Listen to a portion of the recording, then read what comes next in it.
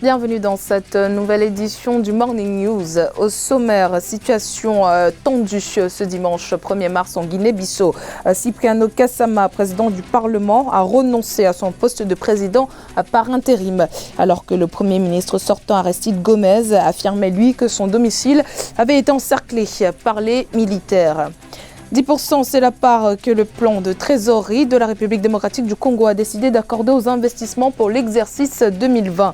Une part jugée insuffisante selon les observateurs, étant donné que le pays souhaite amorcer sa relance économique. Et puis, bonne nouvelle pour les entrepreneurs sénégalais. Le gouvernement a validé l'exonération fiscale pour les start-up et les sociétés nouvellement créées. Elles bénéficieront sans délai d'une exonération pour une durée de 3 ans à compter de la date de création de la société. La crise post-électorale s'enlise davantage en Guinée-Bissau. Ce dimanche 1er mars, le président de l'Assemblée nationale, Cipriano Kassama, a investi le 28 février, a renoncé à son poste de président par intérim. Il dit avoir reçu des menaces. De son côté, Umaro Sissoco Embalo, dont la victoire à la présidentielle de décembre 2019 n'a pas encore été validée par la Cour suprême de justice qui doit encore régler le contentieux électoral, a démis le gouvernement du Premier ministre sortant Aristide Gomez. Aristide Gomez, dont la résidence a été encerclée par des militaires dans la journée de ce dimanche 1er mars. Le point sur la situation avec ce sujet de Siamlo Victor Astigi. La situation politique est très tendue en Guinée-Bissau. Le président de l'Assemblée nationale, Cipriano Kassama, a renoncé ce dimanche 1er mars à sa fonction intérimaire de chef d'État au motif de menaces de mort. Il avait été investi par le PAIGC, parti dont est issu Domingo Simoes Pereira, candidat déclaré malheureux à la présidentielle. Sa démission a été annoncée à la presse 48 heures seulement après sa désignation. Compte tenu des menaces de mort à ma personne, à mes gardes, les gardes-corps, je n'ai pas de sécurité, j'ai décidé de prendre cette décision pour éviter la confrontation entre les forces de l'autre côté et les forces qui me gardent, et aussi éviter une guerre, je ne sais pas si je peux l'appeler civile, en Guinée-Bissau. Depuis vendredi 28 février, 2 présidents rivaux ont été investis en Guinée-Bissau. Pour Aristide Gomez, issu du PAIGC, l'investiture d'Umaro Sissoco Embalo sonne comme un coup d'État et comme un affront à la Cour suprême de justice et au Parlement. Une déclaration qui lui a valu d'être limogé. Dimanche, il a annoncé l'encerclement de son domicile. C'est des gens du ministère de l'Intérieur, des policiers, en civil, des paramilitaires, la police militaire peut-être, du ministère de l'Intérieur, et qui ont amené 2 véhicules appartenant à ma gare rapprochée. Donc ils ont amené les 2 véhicules appartenant à l'État.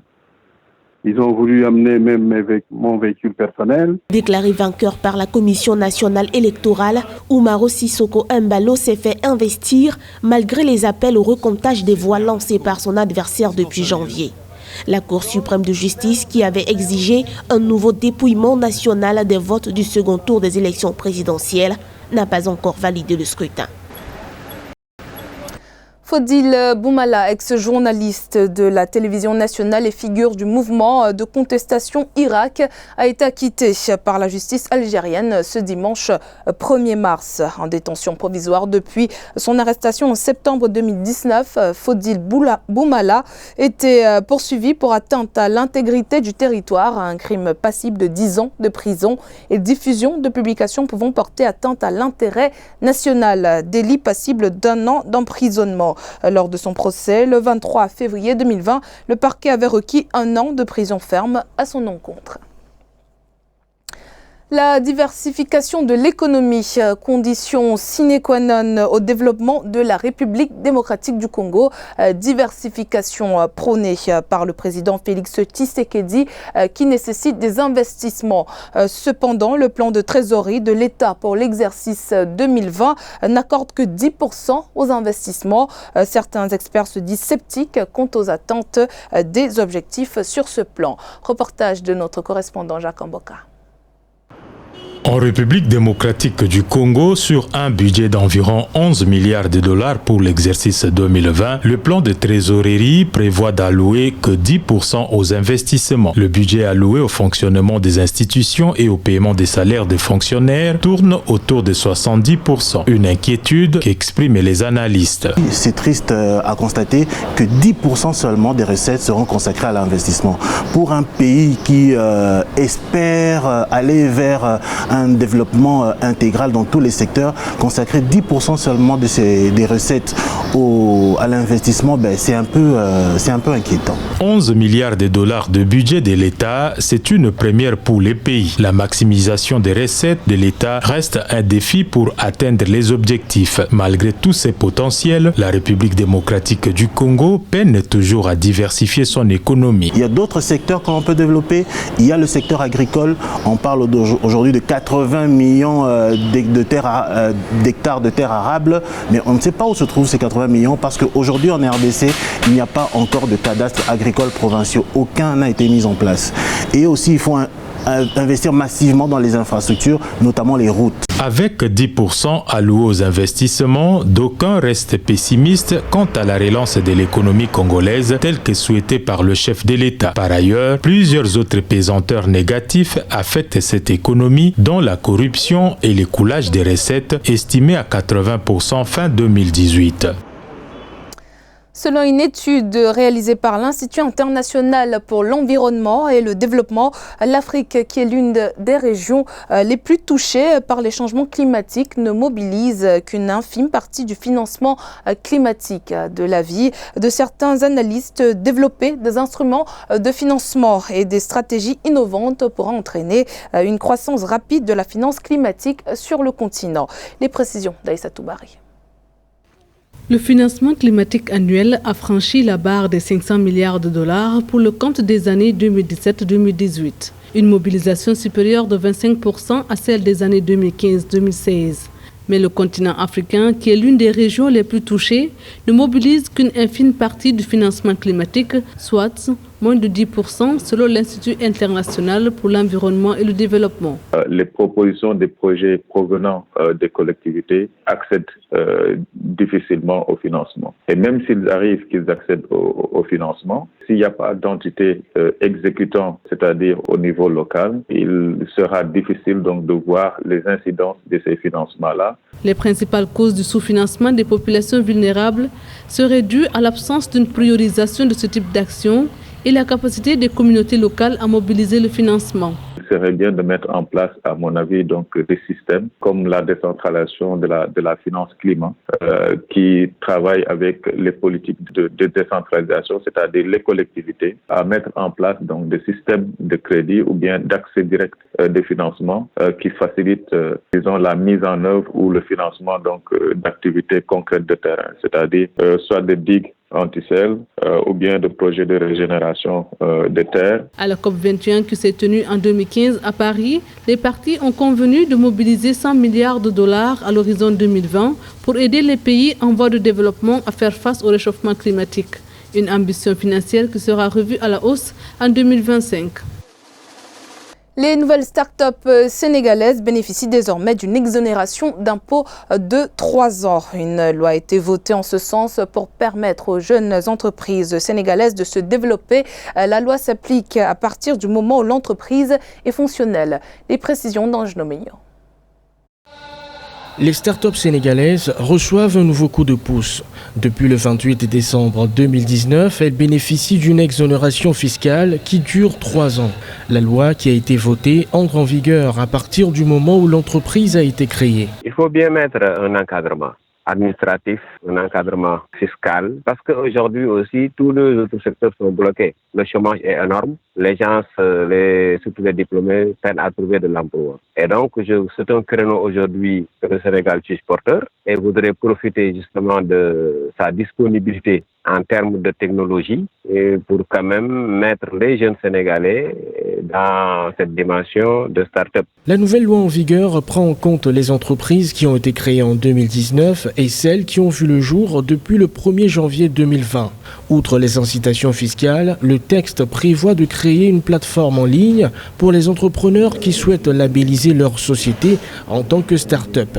L'accompagnement financier, fiscal, administratif est nécessaire. Maintenant, quand sera-t-il, quand on mettra tout cela en exergue, je ne sais pas. Mais dans tous les cas, il y a cette volonté manifeste quand même de booster ce secteur-là pour permettre l'établissement d'entreprises pour les jeunes, de permettre aussi quand même à ces jeunes-là de trouver du travail. Le texte de loi identifie une start-up comme toute entreprise innovante et agile, légalement constituée depuis moins de 8 ans, dotée d'un fort potentiel de croissance, à la recherche d'un modèle économique disruptif et de mécanismes de financement adaptés à sa spécificité en vue de déployer sa capacité exceptionnelle de création de valeur. L'État sud-africain vole de nouveau à la rescousse de la South African Airways. Le gouvernement a décidé d'injecter $1 milliard pour soutenir la compagnie aérienne. En dehors de ce financement, un autre soutien est attendu de la Banque de développement de l'Afrique australe qui a promis de débloquer $224 millions pour aider l'entreprise sud-africaine. Les détails d'Ange Nomeignan. Nouveau plan de sauvetage pour South African Airways. L'État sud-africain a décidé d'injecter la somme de $1 milliard pour soutenir la compagnie aérienne. Ce nouveau financement sera utilisé pour couvrir les frais de service de la dette et rembourser la dette précédemment garantie par l'État à moyen terme. La feuille de route du plan de restructuration en lui-même est encore en phase de finalisation. Il était prévu pour être rendu public ce 28 février, mais l'administrateur Les Mathusson a demandé une prorogation d'1 mois. Ce report dans la diffusion de cette feuille de route indique clairement toute la complexité qu'il y a à ramener South African Airways sur le bon cap. La Banque de développement de l'Afrique australe va également débloquer $224 millions pour soutenir South African Airways. Depuis 2011, la compagnie aérienne ne survit que grâce aux injections financières de l'État. Elle a été mise sous plan de sauvetage par les autorités le 5 décembre 2019. La situation de South African Airways et ce plan de restructuration et sa mise en œuvre est d'autant plus complexe que ça ira inéluctablement et indubitablement par une compression des effectifs et une mise en vente des actifs. South African Airways est plongé dans une crise financière qui se matérialise par une dette d'environ 781 millions d'euros. Plusieurs opérations de sauvetage ont déjà été menées par le gouvernement pour tenter de soutenir l'entreprise. La dernière mesure que la compagnie avait prise était de supprimer la quasi-totalité de ses lignes.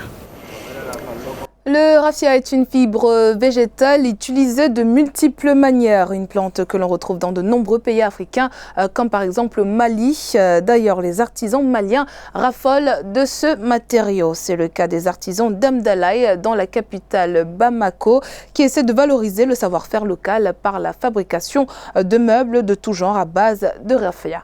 Découverte dans ce reportage de notre correspondant Mokhtar Bari.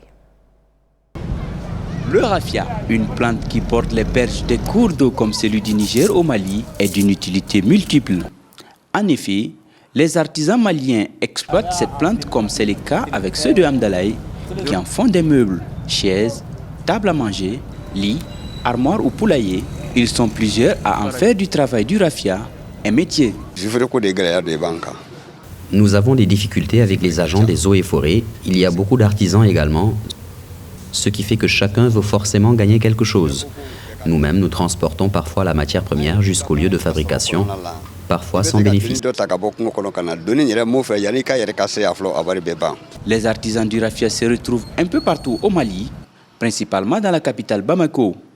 Basés pour la plupart à Amdalaï, ils espèrent valoriser cet art avec le soutien de tous. Ce travail a besoin du soutien de tous. De la part des autorités, une subvention, et de la part des Maliens, nous souhaitons qu'ils achètent nos œuvres afin de valoriser le savoir-faire local. A noter qu'un artisan gagne entre 50 000 à 100 000 francs CFA le mois. Si leurs meubles sont prisés par les Européens, ils espèrent voir leurs œuvres trôner un jour au palais de Koulouba. C'était le journal de la rédaction. Merci de votre fidélité. Dans un instant, une nouvelle édition de l'actualité sur Africa 24.